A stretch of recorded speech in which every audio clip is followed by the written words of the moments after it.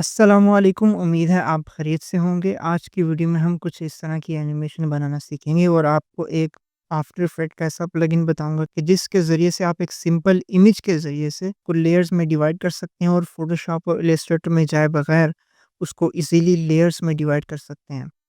तो मेरे पास ये एक सिंपल इमेज है, मैं आपको प्रीमियर पे पहले दिखाता हूँ। ये कुछ एनिमेशन इस तरह से है। और ये जो ग्लोइंग लाइन्स हैं, इसके बारे में पहले मैं एक ट्यूटोरियल बना चुका हूँ। आप डिस्क्रिप्शन में इसका लिंक मौजूद होगा और आई बटन के ऊपर भी इसका लिंक मौजूद होगा।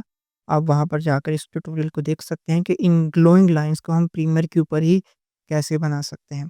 तो आज की वीडियो में हम ये वाली एनिमेशन बनाना सीखेंगे। ये मेरे पास एक सिंपल इमेज है, मैं आपको एक इमेज दिखाता हूँ। ये मेरे पास एक स्क्रीनशॉट है। अब इनको मैंने एक-एक जो ये जो कैरेक्टर्स हैं, ये जो कि इमेजेस हैं, इनको मैंने एनिमेट करना है। तो इसको मैं लेके आऊँगा आफ्टर इफेक्ट के ऊपर। तो इस इमेज को मैं आफ्टर इफेक्ट के ऊपर लेके आता हूँ और एक मैं कंपोज़िशन क्रिएट करूँगा 1920 बाय 1080 की और इस इमेज को मैं यहाँ पर कर दूँगा इम्पोर्ट और इसको मैं कर दूँगा फिट। और यहाँ पर जो प्लगइन आपको मैंने बताना था वो है मास्क एंड लेयर स्प्लिटर और ये बहुत ही काम का प्लगइन है। अगर मुझे इन सब को लेयर्स में डिवाइड करना पड़े तो मुझे फ़ोटोशॉप पे जाना पड़ेगा, इलस्ट्रेटर पे जाना पड़ेगा। लेकिन इस प्लगइन के ज़रिए से मैं आसानी के साथ इनके ऊपर मास्क क्रिएट करूँगा और ये बटन प्रेस कर दूँगा तो जिस-जिस के ऊपर मैंने मास्क लगाया होगा तो उसको ये एक सेपरेट लेयर बना देगा। तो मैं मास्क लगाने के लिए यहाँ पर जाऊँगा और मैं इसको कर लूँगा डुप्लिकेट। डुप्लिकेट इसलिए किया क्योंकि अगर मैं सिंगल लेयर के ऊपर मास्क लगाता, तो बाकी जो एरिया था वो गायब हो जाना था। तो मैंने क्या किया, इस लेयर को मैं कर लेता हूँ डुप्लिकेट। तो इसके ऊपर मैं इस लेयर के ऊपर मास्क लगाता जाऊँगा और नीचे वाली लेयर मुझे विज़िबल रहेगी। तो इस तरह से मुझे एग्ज़ैक्ट एक्यूरेट मास्क लगाने में कोई मुश्किल नहीं होगी। तो मैं इस लेयर को करता हूँ सेलेक्ट और यहाँ से मैंने मास्क शेप को सेलेक्ट किया और एक-एक करके मैं इन सब के ऊपर मास्क लगाता जाऊँगा। तो ये मेरे पास 15 मास्क इसके ऊपर तकरीबन लग गए हैं।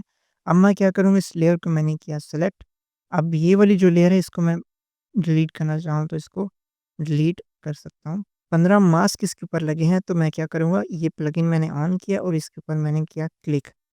अब 15 जो लेयर्स बनाई थी, 15 जो मास्क लगे थे, इसने 15 अलग-अलग जो है लेयर्स बना दी हैं। ये अलग है, ये अलग है, ये अलग है। अब इन सब का एंकर पॉइंट जो है वो सेंटर में है, तो मैं क्या करूँगा, इन सबको करूँगा सेलेक्ट और एंकर पॉइंट मूवर टूल के ज़रिए से, जो कि फ्री प्लगइन है मिस्टर हॉर्स के नाम से, आप मिस्टर हॉर्स की वेबसाइट पर जाकर ये डाउनलोड कर सकते हैं, उसके साथ आपको ये फ्री प्लगइन मिलेगा। तो इसके ज़रिए से मैंने इसको किया सेंटर। अब हर एक का जो एंकर पॉइंट है वो सेंटर में आ गया। तो नीचे रखना चाहो तो नीचे भी रख सकता हूँ। वो आपकी एनिमेशन पे डिपेंड करता है कि आप एनिमेशन किस तरह की बनाना चाह रहे हैं। तो इसको मैं फ़िलहाल कर देता हूँ सेंटर।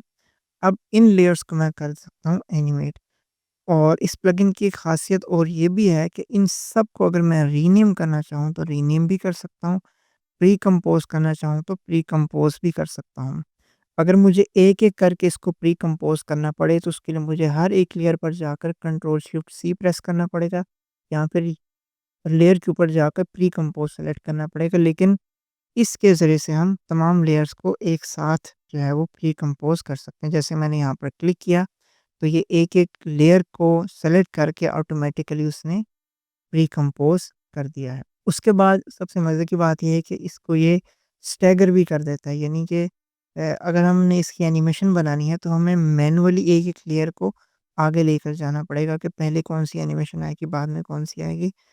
तो डैशबोर्ड टाइप की एनिमेशन में जो सेस एक्सप्लेनर वीडियोज़ होती हैं, जिसमें वो एनिमेशंस जिसके अंदर बहुत ज़्यादा एलिमेंट्स होते हैं और उसमें अगर हमें कोई रिदम चाहिए होता है एनिमेशन का, तो उसके लिए हमें ये स्टैगर इफ़ेक्ट जो है वो चाहिए होता है।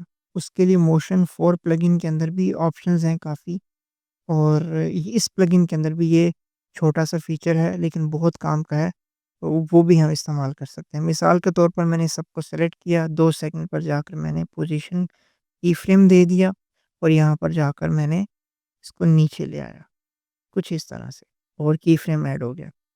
अब इन सब को मैं सेलेक्ट करके F9 प्रेस कर देता हूँ। इसको ईज़ी ईज़ कर देंगे तो ये हमें कुछ इस तरह की एनिमेशन नज़र आएगी। लेकिन मैं चाहता हूँ कि एक-एक करके आएँ, तो इसके लिए मैं प्लगइन का यूज़ करूँगा। एक तरीका तो ये है कि मैं इसको मैनुअली एक-एक करके इस तरह से करूँ।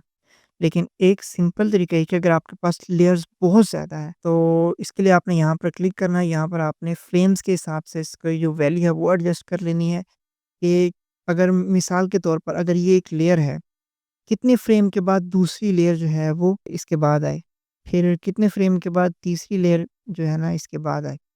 तो उसके लिए क्या करना है आपने कि आपने क्या किया कि आपने तमाम लेयर्स को किया सेलेक्ट, आपने इस सीक्वेंस ऑफ दैट लेयर के ऊपर गए और अब मैं चाहता हूँ कि हर 3 फ्रेम के बाद हर लेयर जो है वो आए, ऑटोमैटिकली मतलब वो शो हो। तो उसके लिए मैंने यहाँ पर 3 फ्रेम लगा दिए यानी 3 फ्रेम का जो डिफ़रेंस है उसके बाद लेयर शो हो और मुझे असेंडिंग ऑर्डर रखना है या डिसेंडिंग यानी ऊपर से नीचे की तरफ जाना है, यानी कि ये जो आपको एरिया नज़र आ रहा है, ये जो स्टाइल है वो कुछ इस तरह से हो या फिर ये इस तरह से हो।